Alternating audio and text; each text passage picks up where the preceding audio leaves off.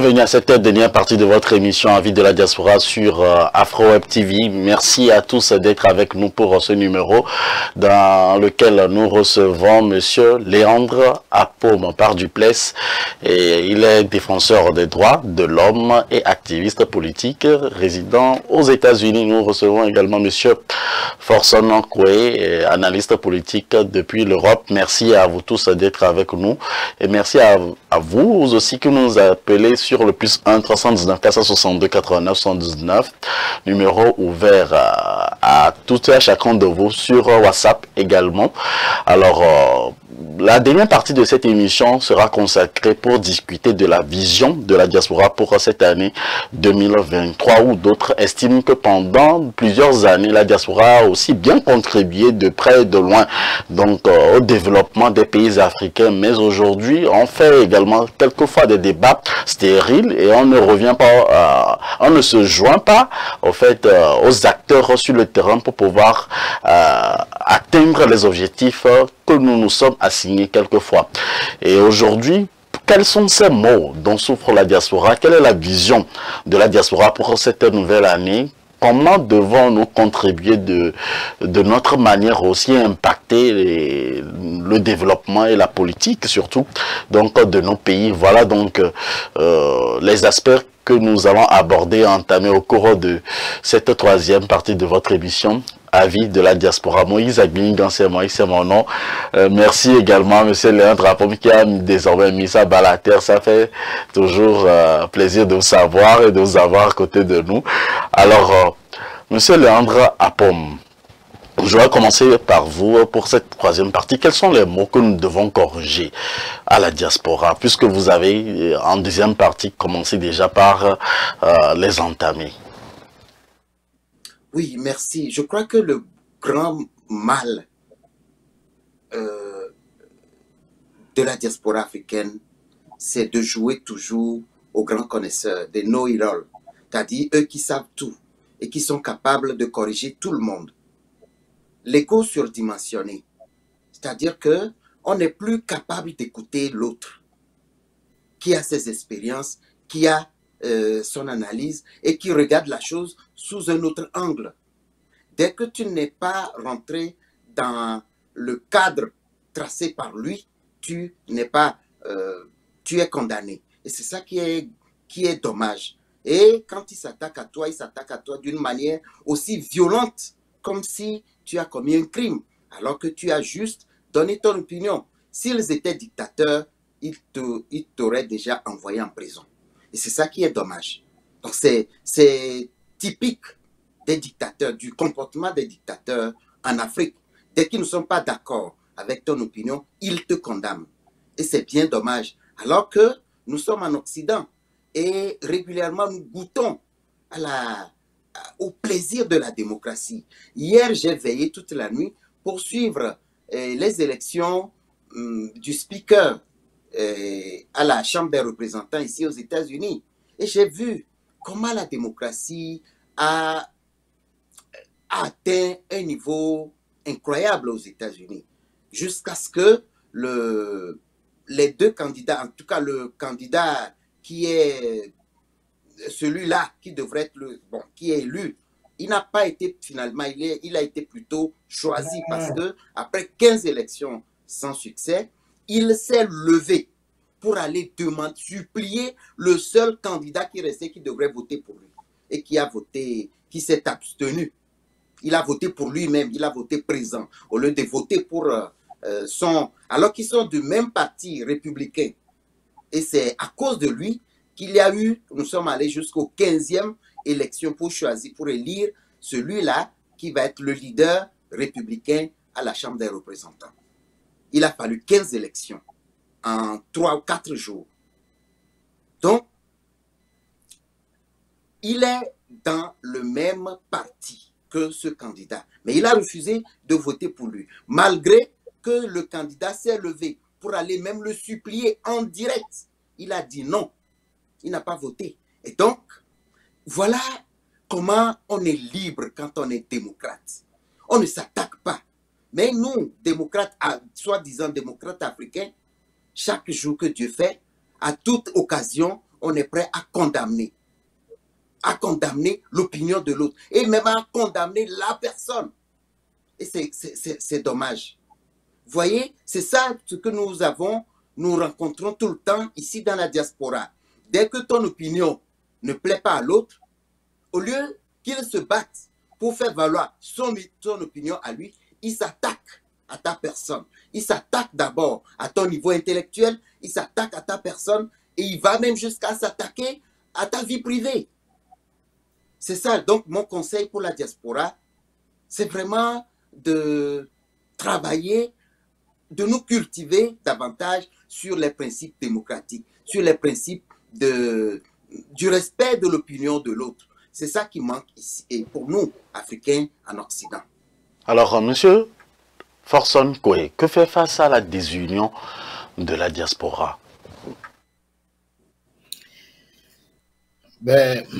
Léandre a souligné certains points qui sont évidents, mais moi, ce que je vais préconiser, parce que quand vous prenez un ascenseur, vous ne regardez pas en bas, vous regardez devant pour monter. Donc, je vais essayer de regarder devant. Aujourd'hui, il faut que nous, Africains, à tous les niveaux donnés, nous arrivons à casser ce plafond de verre qui est systématiquement la mentalité de destruction. Destruction. Oui. Et que nous élevons notre niveau pour comprendre, comme disait Léandre, comprendre l'autre, respecter l'autre et écouter ce qu'il va dire pour apporter nos arguments, soit pour convaincre, soit pour dire ce que nous avons à dire. Aujourd'hui, la diaspora est divisée parfois à cause de la politique gouvernementale aussi, parce que, comme j'avais déjà souligné, il y a la diaspora qui sont en accointance avec le pouvoir, il y a la diaspora qui sont indifférents, il y a la diaspora qui sont en accointance avec l'opposition, et la diaspora qui est le middle, qui est entre les deux, au fait. Donc aujourd'hui, moi, je vais faire en sorte que nos présidents, et j'ai une proposition à faire aux présidents, c'est de revoir le ministère des Affaires étrangères, en fait.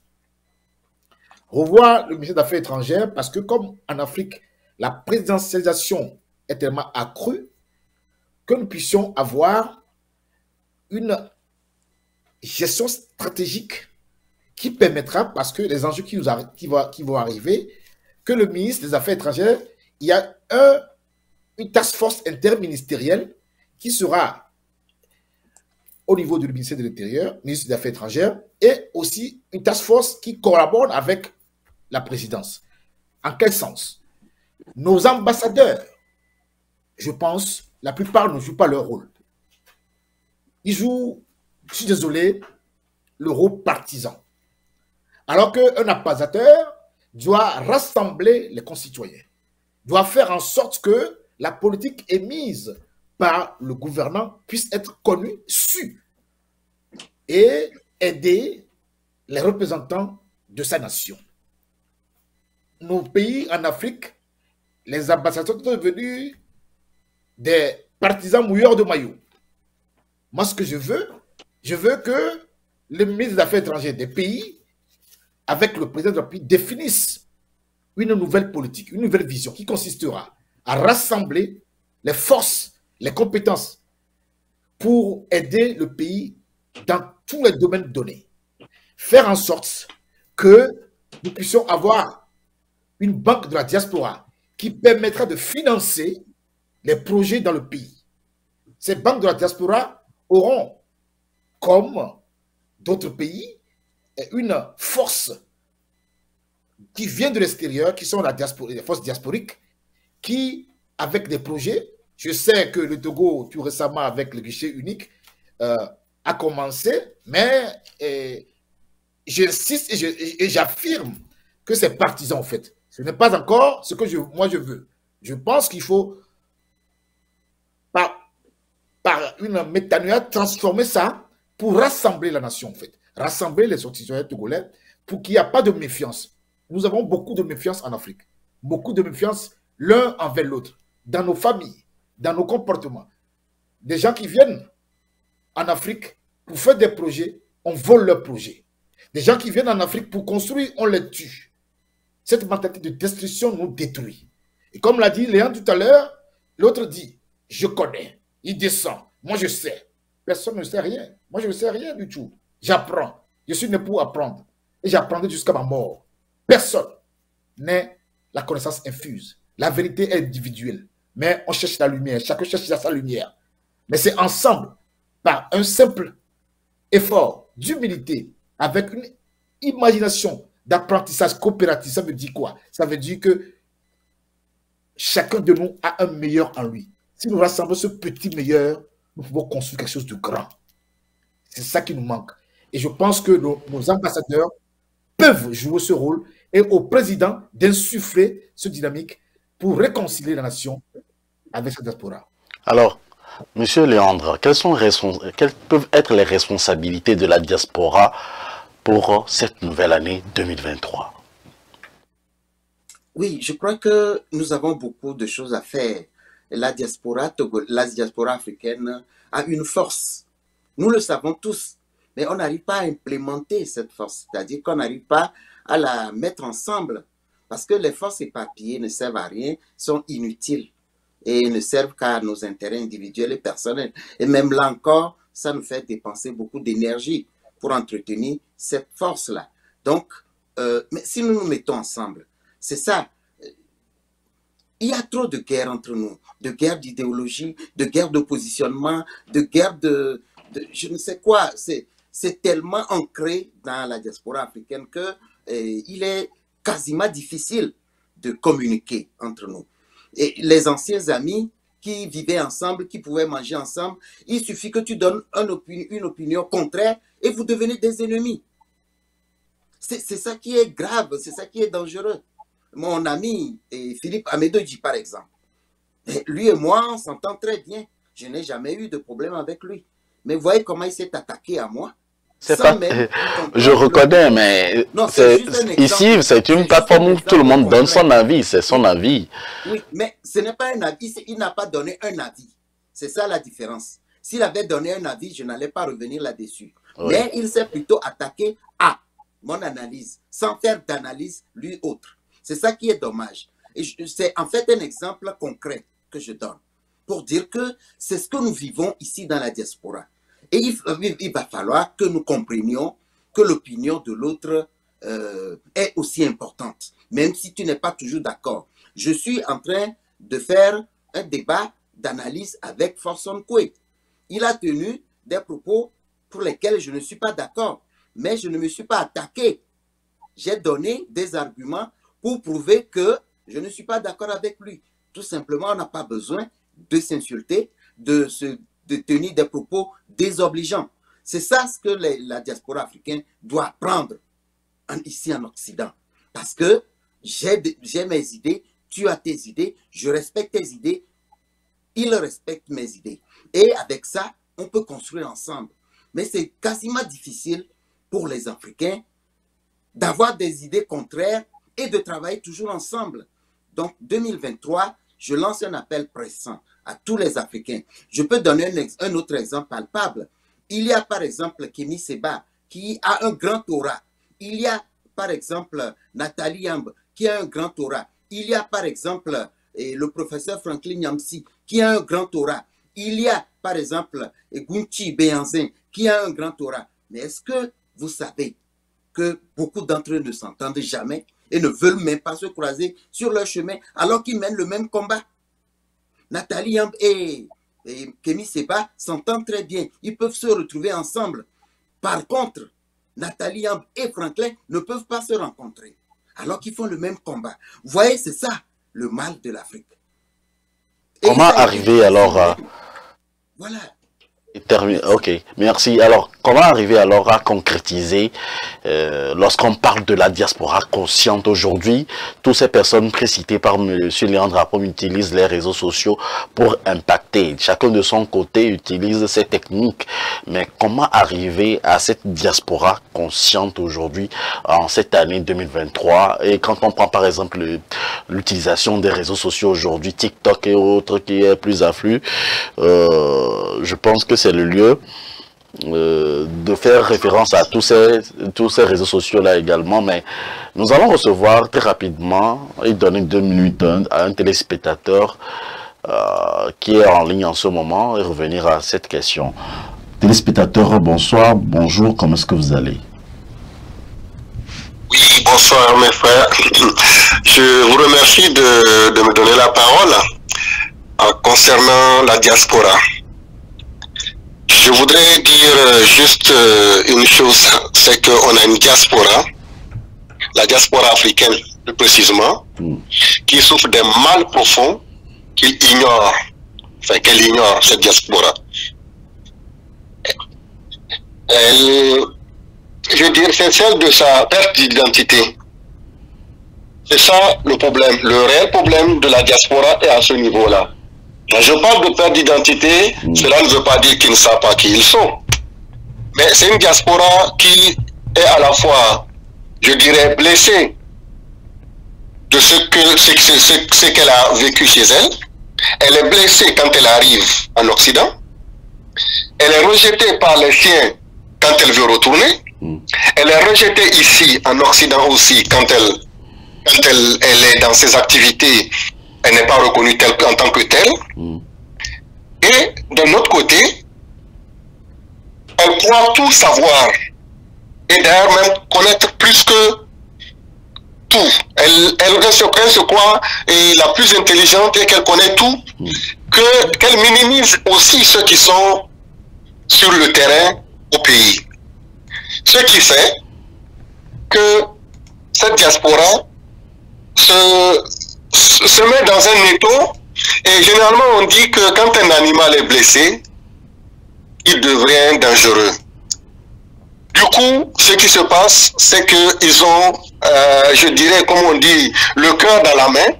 Au moindre coup, ils ouvrent leurs mains pour attraper leur proie et la broyer. Nous avons... Entre eux, ils n'arrivent pas à se comprendre, ils n'arrivent pas à se supporter, parce que tout simplement, ils sont blessés. Et cette blessure, il faut qu'ils arrivent à la soigner. Que chacun ait un peu d'humilité, c'est ma proposition, un peu d'humilité, du patriotisme et non de l'activisme. Du patriotisme, je parle bien du patriotisme et non de l'activisme. Et quelque part, chercher à rassembler. Merci. Pour qu'ils puissent s'entendre et travailler ensemble, parce qu'on voit effectivement qu'ils sont nombreux. Ce sont des cerveaux, ce sont des ressources humaines importantes, mais l'incompréhension qu'il y a entre eux, les blessures qu'ils ont au fond d'eux, les amènent toujours à s'entre-déchirer entre eux. Merci. Merci de nous avoir appelés. Alors, 2 dernières questions pour nos invités. Monsieur Forson Koué, nous utilisons les réseaux sociaux aujourd'hui et Monsieur Léandre Apom avait précité donc des activistes. Quels pourront être vos souhaits et la vision de la diaspora pour 2023 avec l'utilisation des réseaux sociaux? Je vous remercie beaucoup de ce débat très enrichissant. Et surtout, je remercie l'intervenant qui vient de s'exprimer tout à l'heure, qui a soulevé un problème qui est un problème un peu qui est crucial, important, qui sont des problèmes qui gênent la diaspora africaine. Mais, comme je vous l'ai dit, aujourd'hui, nous devons porter ensemble la voix d'une nouvelle Afrique qui est en progrès. Et voilà, moi, ma vision pour les années à venir, apporter ma contribution à l'Afrique pour donner l'espoir au peuple africain, à nos concitoyens, pour que nous puissions nous dire que c'est possible. Nous pouvons y arriver. Nous avons la compétence, l'intelligence et nous pouvons y arriver avec, tout à l'heure, comme le dit l'intervenant tout à l'heure, une dose d'humilité. Mais permettez-moi de vous poser une question, M. Léandre Apom et M. Moïse. Je n'ai jamais vu un Européen venir dans nos pays en Afrique et insulter son président. Jamais. Vous voyez? Je n'ai jamais vu des élections qui sont organisées dans les pays occidentaux et les Africains sont invités pour superviser. Jamais. Donc, c'est une question qui va nous tarauder, qui va nous permettre de comprendre qu'aujourd'hui, nous devons poser la bonne question et diagnostiquer. Comment ça se fait que c'est toujours l'Afrique qui a invité Afrique-Asie, Afrique-Chine, France-Afrique, États-Unis-Afrique. Je n'ai jamais vu les Africains inviter le président pour venir. Il y a un problème. Donc, on est dans l'Europe, on est aux États-Unis, on est partout. C'est à nous d'éveiller la conscience de nos concitoyens et dire, nous sommes capables, c'est possible, nous pouvons y arriver, mais il va falloir que nous puissions, s'il vous plaît, respecter ceux qui dirigent. Diriger n'est pas facile. Moi, à mon humble avis, à mon petit niveau, en tant que dirigeant, j'ai appris de mes échecs, j'ai appris beaucoup. Et donc, j'ai appris qu'il y a des forces qu'on ne voit pas qui gouvernent. Et quand vous arrivez, on vous dit, vous avez le pouvoir, il y a ça, ce n'est pas évident. Donc, nos présidents ont besoin parfois aussi de nous pour les exhorter que cette année 2023 soit une nouvelle année pour nous tous. Mais il va falloir qu'eux aussi fassent un pas. Le pas de la mobilisation de nos peuples, le pas du pardon pour libérer ceux qu'ils ont emprisonnés, convoquer des assises pour aplanir le pays. Et surtout, faire en sorte que la diaspora, à travers le ministère des Affaires étrangères, puisse travailler en symbiose. Parce que le défi qui va arriver de la cybercriminalité, du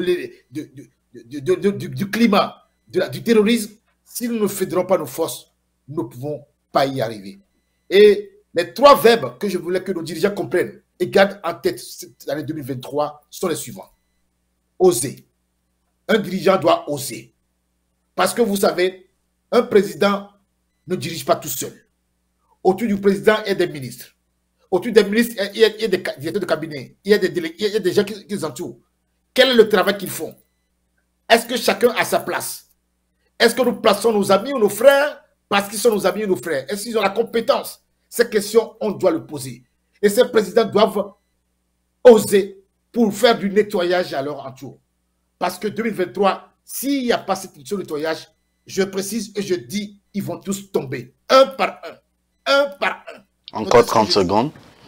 Par un. Donc, je nous invite que cette année 2023 soit une année qui permet de rassembler les Africains, qui permet d'oser, qui permet de fédérer les forces, qui permet de faire en sorte que diaspora ou ceux qui sont à l'intérieur, nous sommes frères et sœurs. Et c'est ensemble que nous pouvons construire notre Afrique, ce beau continent qui a tout et qui nous donne tout. Je vous remercie. Merci. Ce sera votre mot de fin pour cette dernière partie de notre émission. Monsieur Léandre Apom, quelle pourra être la vision de la diaspora pour 2023 et votre mot de fin? Merci. Et je remercie les spectateurs, je remercie les intervenants. Je crois que pour 2023, la diaspora doit prendre conscience qu'un travail énorme nous attend en Afrique. Et pour que nous puissions bien travailler en Afrique, il faudrait que nous nous mettions ensemble ici, qu'on soit plus forts ici. Parce que les ennemis de l'Afrique sont nombreux et ils sont un peu partout. Et ils ne dorment pas.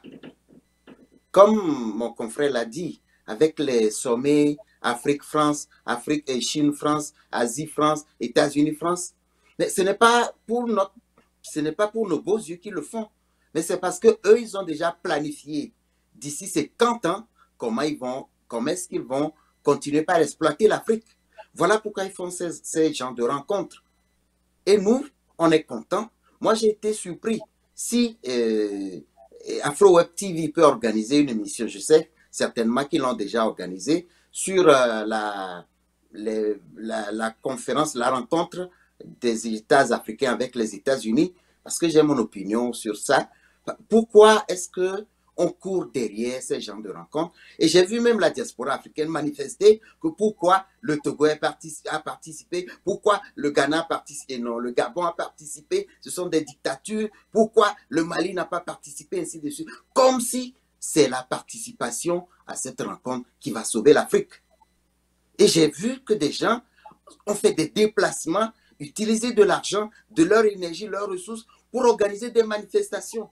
Alors qu'on pouvait plutôt utiliser cette énergie-là pour nous construire nous-mêmes, pour nous mettre ensemble et réfléchir, pour organiser pour 2023, s'il est possible, organiser des conférences, des séminaires au sein de la diaspora pour réfléchir à comment la diaspora africaine peut s'organiser pour appuyer l'Afrique dans sa marche vers sa libération.